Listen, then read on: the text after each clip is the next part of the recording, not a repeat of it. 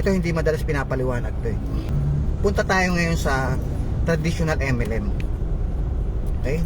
Pag sa traditional MLM, oo, walang subscription. Okay, sige, dyan mo gusto, di ba? Kasi walang subscription, hindi aangal yung tao. Ang tanong, pag ikaw ba nandyan sa traditional MLM, sino ang hinahanap mo sa traditional MLM para makapag-create ka ng resulta? Sino? Una, user, seller, o networker? Kikita ka ng malaki dyan dun sa networker. Sa user, barya. Sa seller, barya din. Hindi mo rin makukuha pangarap mo dyan sa user tsaka sa seller. Okay? Kailangan muna ng meron kang network. Alam mo, kumikita yung traditional MLM. Every time may mag-e-entry na bumibili ng package, yun yung meron direct referral commission. Yung iba nagbabinary pa. Kasi isang pagpasok niya, bili ka agad siya as a retail price. Hindi po wholesale price yung package. Retail price po yun. Okay? Hindi members price. Kaya doon kinukuha ng company yung ibabayad doon sa'yo sa direct referral tsaka sa binary bonus at kung ano pang mga ways to earn nila. Doon kukunin yun. Ibig sabihin, kailangan mo rin ng network. Kailangan din merong duplication. Okay? So, ngayon, saan ka ba magduduplicate? Di ba magduduplicate ka dun sa nagne-network? Tama, di ba? Kasi pag na-invite mo ko tapos hindi naman ako nag-network, di invite ka na naman ng bago. Di para ka lang nagbebenta ng ano, para ka lang ahente ng package niyan. Kasi lahat ng kinuha mo hindi naman nag-duplicate, hindi naman ginawa yung ginawa mo, hindi rin naman nag-network. So ibig sabihin, okay, kikita tayo, yayaman ka sa MLM na traditional pag merong network, pag merong duplication. So therefore, umi-English pa, therefore, ang hinahanap mo sa MLM, kahit sa traditional, ang hinahanap mo para yumaman ay ang magne-network. Kahit sabi mong ayoko sa Live Good, ayaw ng mga taong subscription. So yung mga ayaw ng subscription, huwag ka mag-alala, hindi naman sila ang kailangan mo. Bakit? Kasi po, yung kailangan mo na user, seller at networker, hindi po yan mabibigatan sa subscription. Hindi po yan aayaw sa subscription. Bakit? Bakit sila hindi aayaw sa subscription? Kasi po, ang benepisyo ng subscription nila ay factory price na product. Kung user yan o seller yan, may dropshipping website pa po tayo pag seller. So ibig sabihin, hindi ka rin makakabili ng factory price na product pag hindi ka nagsasubscribe. So ibig sabihin, hindi ho yan aayaw sa subscription kasi may na-enjoy sila sa subscription. Yun po yung factory price na product. Punta naman tayo sa networker. Dahil ang harap natin, networker, ang networker po ay hindi ho yan mabibigatan sa subscription kasi networker po yan. Ang networker po sa traditional MLM na walang subscription ay gumagastos po yan pangpagawa ng landing page. Hindi ho yun binibigay ng company. Papagawa ka doon sa labas o sino kakilala mong marunong. Sa networker, hindi mabigat sa kanila ang 600 per month. Sa user, hindi mabigat sa kanila ang 600 per month kasi may benepisyo sila sa 600 pesos. Sa seller, hindi rin mabigat ang 600 pesos kasi meron po silang dropshipping website. Ibig sabihin, kung user ka, hindi mo iindahin ng hindi ka magrereklamo sa subscription kasi may factory price na product eh. As a user, ang laking bagay kasi mura, tsaka quality, tsaka unique. Na-enjoy nila yung factory price na product pagka sila ay club member, pag nagbayad po sila ng subscription.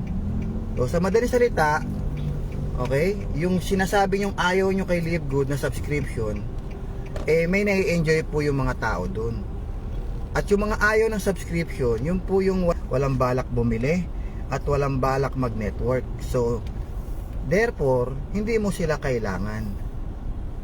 Kaya, yung mga ayaw ng subscription, hindi mo yun kailangan. Kaya, kahit nasa traditional MLM ka, ang hahanapin mo rin ay user, seller, tsaka networker. 90% networker po. Para yumaman ka, ha? Kung pagyaman po ang goal mo sa networking, ha?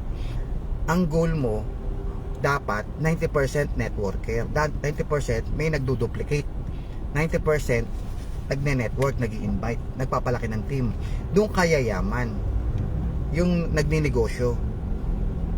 Lahat ng mga 90% na binabanggit natin, yung 90% na yon, sila po ay hindi mabibigatan sa subscription. Kaya kung tatakbo ka sa traditional MLM at bibitawan mo ang Live Good, ganun din, ang hahanapin mo rin, networker din. Yung sinasabi mong ayaw ng subscription sa Live Good, invite mo sa traditional. Kaya yan ayaw kay Live Good kasi hindi yan bibili ng product at hindi yan magne-network. Kaya nga yan umaayaw ng subscription. Sila yung mga ayaw ng subscription. Sila yung walang balak mag-network, walang balak bumili. Sila yung ayaw ng subscription. Ngayon, pag in-invite mo yan sa traditional MLM, hindi rin magpapalaki ng grupo mo yan. Dito na lang tayo, walang subscription. Pagdating doon, hindi yan magde-network, hindi rin yan bibili. Kasi kung yan ay user tsaka networker, hindi yan aalis kay Live Good. Sa Live Good, ang subscription pa lang, buhay na tayo kasi yung subscription po ng lahat ng member ay binibigay sa lahat ng member. 80% po ng subscription ay binibigay din sa mga member. Okay, kumikita ho ang Live Good, kumikita ang mga affiliate ng Live Good through subscription. Yung subscription po, yun po nagpapayaman sa lahat ng affiliate. Hindi ho tayo yung mayaman sa pagbili ng package. Hindi ho yung mayaman ang networker sa pagbenta-benta. Ang Live Good po, kaya marami naging millionaires, galing po lahat yun sa subscription. Yung subscription, sinuklian naman ni Live Good ng serbisyo. Landing page, dropshipping website, okay, tsaka factory price na product. So, win-win situation tayo. Panalo ang member, networker, panalo rin ang Live Good. Kasi maraming bumibili ng product, kaya kumikita sa Live Good. Yung subscription naman, may 20% pa rin natitira kay Live Good. Ang effect, maraming nagsiship ng product from brand X to Live Good. Yun ang advantage ngayon ng club membership ni Live Good. Nagiging competitive ngayon yung product natin dahil mura. Kaya doon kumikita ang company. Doon sa mga napakaraming user. Yung iba nga hindi nga nagne-network nagsasubscribe yan para lang bumili ng product. Buong mundo po kasi may Live Good. Kaya pansinin niyo po, viral yung Live Good in just 2 years pa lang. Ang dami na pong user ng product natin. Ngayon, ba't ka pa bibitaw kay Live Good? Yung iniinda-inda mong, yung nirereklamo mong subscription, kahit pumunta ka sa traditional MLM, yung mga taong nagrereklamo na yon, pag dinala mo sa traditional, ganun din yun, hindi rin magne-network yun. Kaya nga nagreklamo kay Live Good yan kasi hindi niya na-enjoy yung subscription niya dahil hindi nga user yan, hindi nga seller yan, hindi rin networker yan. So ibig sabihin, pag dinala mo sa traditional MLM yan, ganun din gagawin yan. Magme-member lang tapos maghihintay ng income. Mag-focus ka kay Live Good, international market. Tapos napaka-generous ng Compla natin. Ang Compla natin direct referral pa lang 50% na. Ang baba pa ng entry fee. Tapos po hanggang 10th level yun. First level mo 50%, second level 10%, third level 5%, fourth level 5%, tapos 3 to 1 hanggang 10th level. So sa direct referral pa lang kaya mo nang kumita ng milyon. Tapos yung matrix po natin na auto spillover, advantage po natin yon. Meron pa po tayong tinatawag na matching bonus. So huwag kayong mag-alala, yung mga ayaw mag-invite, mapipilitang mag-invite yan dahil nga makikita nila na malaki pala ang kitaan pagka may direct referral. Kasi 50% ng matrix ng direct mo meron ka, bibigyan ka ng live good. 50% ng matrix income ng direct mo. Kaya the more na marami kang direct, marami kang 50%. May generation bonus pa.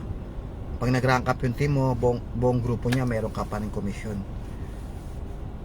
Okay? So, may diamond pool. Yung diamond pool, pag nag-diamond ka, para ka ng shareholder. Kasi meron kang monthly na 2% sa lahat ng sales ng company sa buong mundo. 2% paghahati-hatian ng lahat ng diamond. So, hindi rin po bogus 'yan. Kasi po sa 18 months na akong tumatanggap ng diamond pool. Sa 18 months na po na 'yon, hindi ho bumababa ng 100,000 pesos per month. Diamond pool pa lang po 'yon. Paano pa po yung matrix income, weekly fast start na hanggang ngayon meron ako natatanggap? Paano pa po yung matching bonus, generation bonus? Diamond pool pa lang, buhay ka na eh. So ngayon, kung networker ka, dapat nakikita mo yun. Dapat nabivisualize mo kung gaano kalaki ang live good. International market, tapos yung produkto natin, napakarami po. Darating yung time, lahat talaga mabibili mo na kay Live Good. Pati dishwashing liquid, mabibili mo na kay Live Good. Lahat. Household, lahat. Pati gadget, apparels. Ngayon po, may mga beauty products na tayo. Ang dami na po nating line of products. Marami na po. International pa. Okay? Ang approach pa natin, club membership, hindi networking. Tanggalin nyo na yung traditional MLM. Mabibigatan po kayo yan. Kaya nga ang daming mga top earners sa iba't ibang company nag-live good na eh. Tapos ikaw babalik ka pa sa traditional MLM kasi magrereklamo ka dahil ayoko dyan, may subscription. Ulitin ko, pagpunta mo sa traditional, yung mga ayaw ng subscription kay Live Good, kasi kaya ayaw nila ng subscription, yan yung hindi user, hindi seller at hindi networker. Ngayon, pag dinala mo yan sa traditional, wala rin namang gagawin yan kahit mag-member. Kaya nga ayaw ng subscription yan kasi walang balak bumili, walang balak magbenta, walang balak mag-network yan. Kasi kung may balak kung may balak magbenta, mag-network at bumili, okay? Sana hindi yan bumitaw kay Live Good. Di ba? Sana hindi nabigatan sa subscription yan kasi ang laki ng pakinabang ng subscription sa mga user. Factory price, sa mga seller may dropshipping. Sa networker lalo na may landing page ka pa. May auto spillover pa, may co-op system pa. Ang co-op system, company po nagpapa-advertise.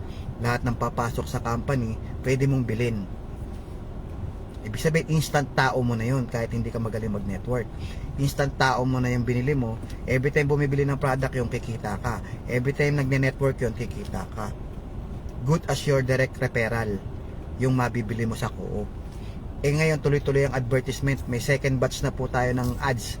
Nagpapara na naman ng ads ang company sa US. Paano pag US pa lang, bilangan nyo kung ilan ang tao sa US. Malaki po ang US. At marami po sa US ay mga gumagamit ng food supplement tsaka beauty products ng food supplement na lang. Mas marami po sa kanilang user ng food supplement kasi sa kanila po marami talagang naglabasan, talagang educated sila pagdating sa food supplement. Kaya nga yung product natin doon maraming counterpart user pa lang buhay ka na, nabili mo sa co-op. Sa ibang company, sa ibang MLM wala po nun. Okay, so yun yung dahilan. Yung no wonder, English na naman no wonder in just 2 years libo na po naging milyonaryo at multi-millionaire sa Live Good in just 2 years. Kaya minsan nagtataka ka, nakatingin ka lang lagi doon sa problem, hindi mo nakita yung problem. Solution namin yun. Solution po yun para yumaman ka sa isang MLM, yung subscription. At yun yung advantage ng Live Good. Club membership po tayo. Lahat ng user may enjoy yung factory price na product. Kung seller ka, may dropshipping ka. Kung networker ka, ang ganda ng system, ang taas ng complan. No wonder viral ang Live Good buong mundo. I-analyze mo, gamitan mo rin ng pag-iisip. Okay, sino ba yung mga ayaw ng subscription? O yan yung ayaw bumili, ayaw magbenta, ayaw mag-network. So kahit dali mo sa traditional yan, wala rin namang gagawin yan.